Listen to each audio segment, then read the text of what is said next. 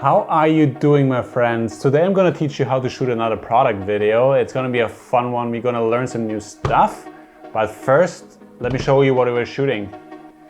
We're gonna shoot this London dry chin. It's gonna be a fun one with all the reflections of the bottle to make it look really good. Got some nice props here. But first, let's look at the video.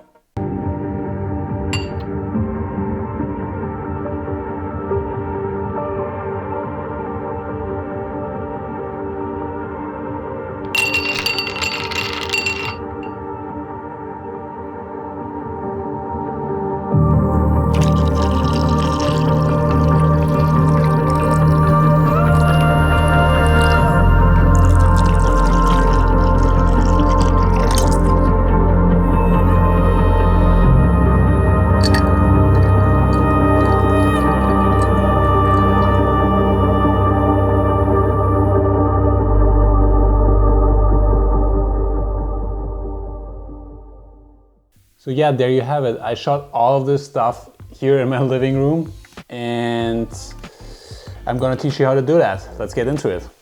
So the setup here is, we got this table with a black cloth on it. I just pulled it out of that reflector to make it nice black background. And then I put this glass over top. It's just a normal glass I got from IKEA, but it serves the purpose very fine to get some nice reflections. Here we got in the back, we got a backdrop. I got this from Amazon, was like 20 bucks.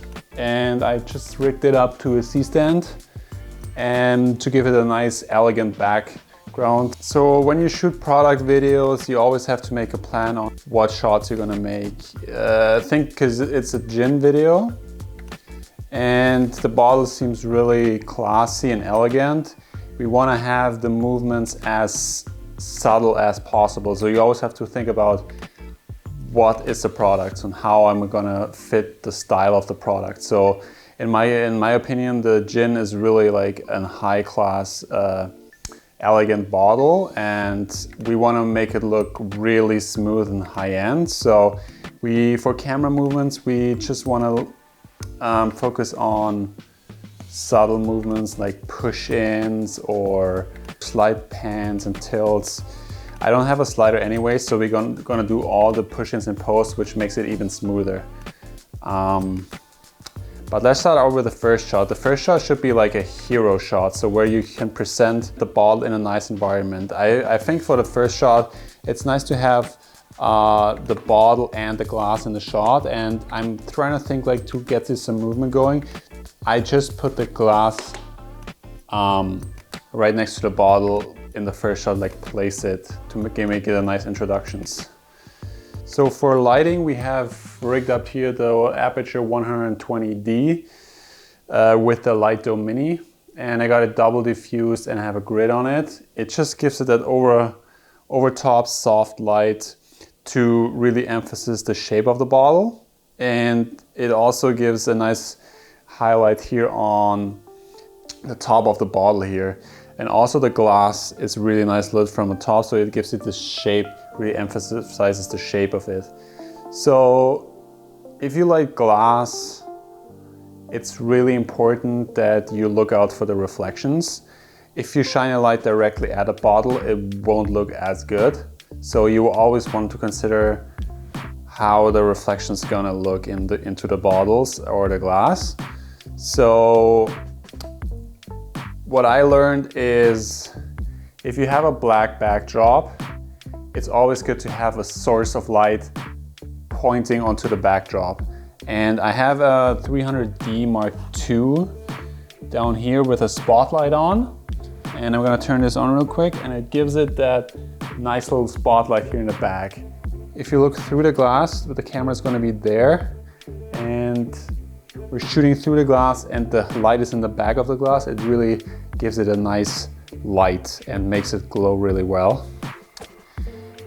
Another point is, especially for bottles, I like to use tube lights, like long lights, and I have a Quasar tube here, and I'm gonna turn this on real quick.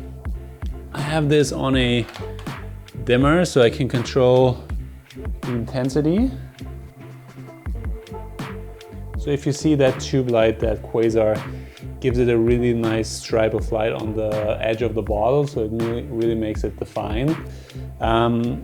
What also could be good is if you have two, I only have one, but if you have two, you can put one on each side and you can backlight it and it gives it two stripes here. If you point a round light directly at it, you will see the round reflection and might not always be the best, but those lights are really good because it's just like a stripe of light and it looks really nice when you light especially higher bottles, and also the glass looks really well because it shows on the edges here that strip of light, and you don't want to have from this, you don't want to have the round light there. It might not look the best.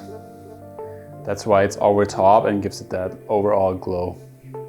And what you also want to use is fake ice cubes. Never use real ice cubes because they melt and you always have to make sure they look good, but those are acrylic ice cubes and you just put them in the bottle and it just stay like that and they look really real. So it's just way easier to shoot with them, and you can get them on Amazon for like 20 bucks or something. I'll link them below. So what I always like to do is have some props that go with the product I'm shooting. For this I got two limes, because I mean you can put lime in a gin, so it's always nice to have some color in the shot. There's not a lot of color in that, so I like to have some green limes in there, so to give it a nice touch of color. To slow it down in post, it's really good to shoot in 60 frames, or I shoot in the A7 III, so it even can shoot 120 frames. So we can really slow it down in post to give it, when I pour it in, it really focuses on the liquid going over the ice. So make sure you shoot in a higher frame rate.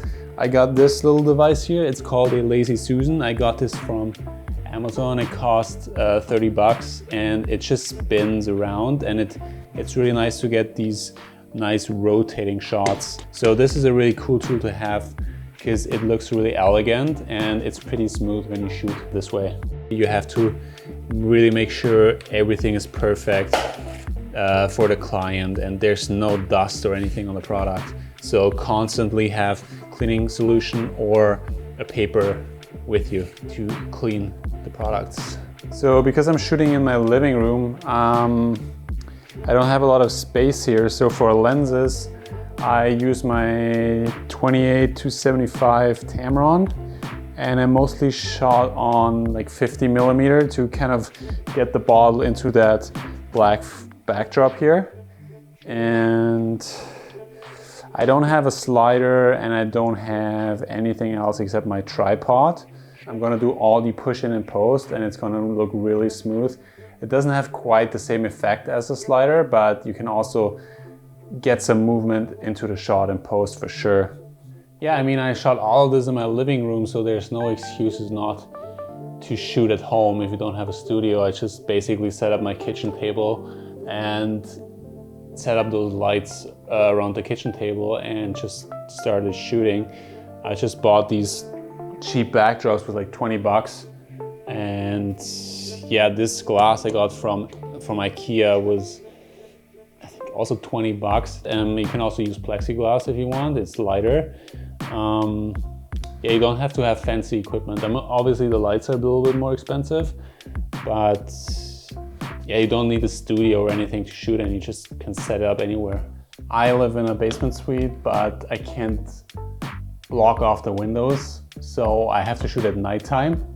But obviously if you can block off the windows during the day, you can shoot during the day, but I'm limited to nighttime shooting, and make sure all the other lights are turned off, which makes sense. But yeah, it's always hard to if you're not shooting in a studio, that you have to kind of shoot in a place that's completely dark, that you can really control the light. So I hope you learned something today.